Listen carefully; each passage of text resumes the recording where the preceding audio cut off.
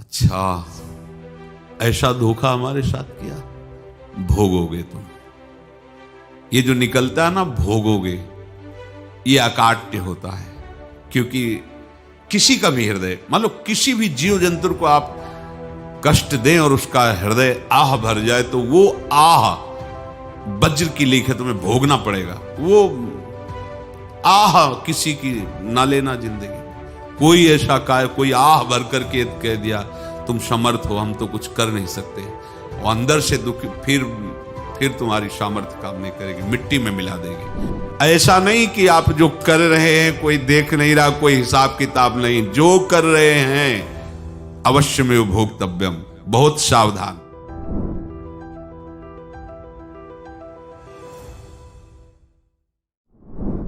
जीव स्वयं नित्य निरंतर कर्मों के जाल को रच रहा है और अपने आप को बांध रहा है। आपको मुक्त होना है, बंधना नहीं है। जीव का जन्म कर्मों के अनुबंध से होता है, कर्मों के बंधन से होता है, और उसको अपना ऋण चुकाना होता है। कर्मानुबंध ये बहुत सूक्ष्म विषय है। जैसे आप जिस परिवार में जन्म लिए हैं, तो उस परिवार के लोगों से आपका ऋण है, इसलिए उसी परिवार में आप आए हैं। और ऋणानुबंध उसको बिना चुकाए या बिना वसूल किए आप वहां से जाएंगे नहीं। आपको लेना है तो वसूल करना है, और देना है तो चुकाना है। ये पूर्व के जन्मों से निश्चित किया गया है। जैसे किसी के यहां पुत्र हुआ, जन्म से ही पैसा खर्चा शुरू हुआ, जो बड़ा हुआ तो उद्दंडता के द्वारा मार पूरे परिवार को क्लेश पर क्लेश देता चला जा रहा है। ये तुम्हारे कर्म का फल है। या ऐसे शक्तिहीन बुद्धिहीन ऐसे पागल पूरे जीवन सेवा करो, तुमसे अपना हिसाब चुकाने के लिए वो आया है। अब परिवार के जो सदस्य जुड़े आके, मतलब पत्नी आते ही पूरी हृदय में आनंद, परिवार में आनंद, और जीवन भर वो आनंद ही सुख देने के लिए उसका जन्म हुआ। वो अपना ऋणानुबंध मुक्त, और आते ही भयंकर क्लेश खड़ा कर दिया, बीच में दीवाल और झगड़ा वैसा, फिर अतरे दिन मारपीट शुरू, कलह अशांति, पूरा जीवन नरक हिसाब करने आए। यहां ऋण चुकाए बिना कोई जा नहीं सकता, ऋण चुकाना पड़ेगा। किसी का ऋण वसूल करना है तो किसी को ऋण चुकाना है, दोनों काम करने होते हैं। अनेक जन्मों में अनेक लोगों के साथ हमने जो बर्ताव किए हैं, अच्छे या बुरे, वो होंगे। अब किसी आदमी को हम जानते नहीं, अचानक मिला, अचानक टक्कर लगा और मार पीट गाली गुप्ता सब कर दिया, चुपचाप सह लो। क्यों? ये आपका हिसाब है, पूर्व का हिसाब। हमारा उससे कोई द्वेष नहीं, कोई संकल्प नहीं। अचानक घटना घटी और हमसे द्वेष करने लगा, हमें पीटने लगा, हमें गालियां दे, ये हिसाब है, चुपचाप सह जाओ। अपने घर का भाई ही भारी दुश्मन बन गया और क्लेश दे, हिसाब है। एक प्रभुदत्त ब्रह्मचारी जी की वाणी में पढ़ा था, एक महात्मा जी भ्रमण करते थे, तो उस समय असरफियां चलती थी, मोहरे असरफियां, तो उनको भेंट में देते लोग। तो या तो ठाकुर सेवा में लगे तत्काल, या संत सेवा में तत्काल लगे, उसका संग्रह करके डोलना ये ठीक नहीं है बैरागी के लिए, सिद्धांत में ये ठीक नहीं है। तो जब 2, 4, 6, 8 ऐसे मोहरे हुई, तो उन्होंने विचार किया कि और भ्रमण करके जब काफी मोहरे हो जाएंगी तो प्रयागराज में जब कुंभ पड़ता है, एक बार पूरे सब अखाड़े के संतों को, अलग अलग संप्रदाय सब संतों को बुलाएंगे और सबको पवाएंगे। अब साधु है तो यही विचार करेगा, और क्या विचार करेगा।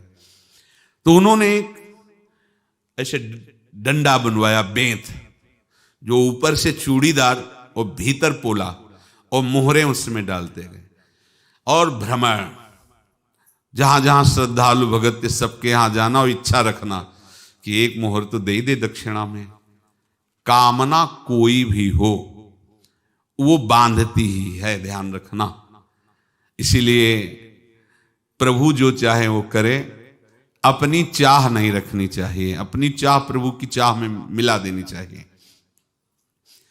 धीरे धीरे वो छड़ी भर गई।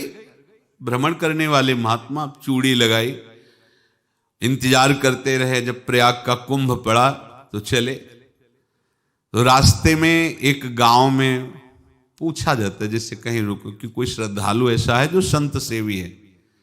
तो कुछ लोगों ने बताया, हाँ एक परिवार है, बहुत संत सेवी है और आपको मिलाते हैं उनसे। आइए महाराज, घर में रुका। खूब अच्छा हलवा पूड़ी पवाया और जो घर के मालिक थे चरण दबाए। चरण दबाते दबाते उनकी दृष्टि पड़ी उस डंडे पे। इतना मोटा और ऊपर से कुछ चूड़ी सी भी नजर आ रही, इस डंडे में तो कोई रहस्य है ही है। अब महात्मा जी को खवा पिला के सुला दिया। महात्मा जी जब सो गए तो पत्नी से धीरे से कहा, वो डंडा लाओ बाबा जी का।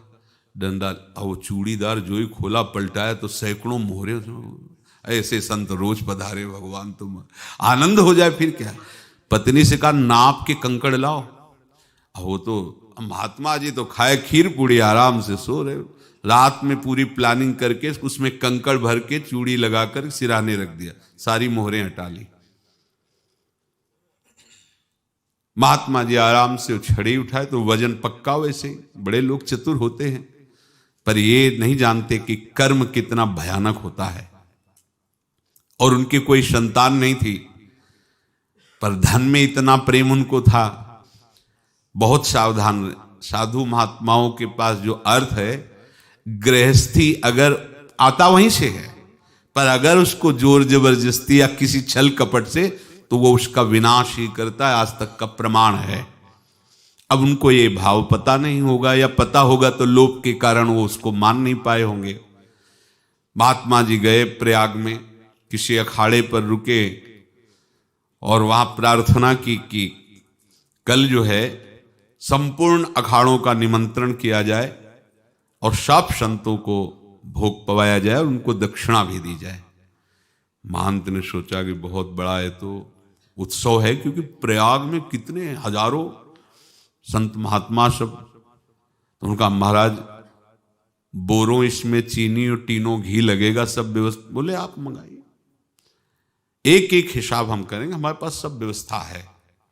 बोले कुछ तो पहले दे दो, इकट्ठे देंगे हम। उनको था कि अगर हम छड़ी खोला और दो चार मोहरे दी, किसी को पता लग गया तो गड़बड़ हो सकती। बोले हम भंडारे के समय आखिरी में सब कुछ आपको दे देंगे।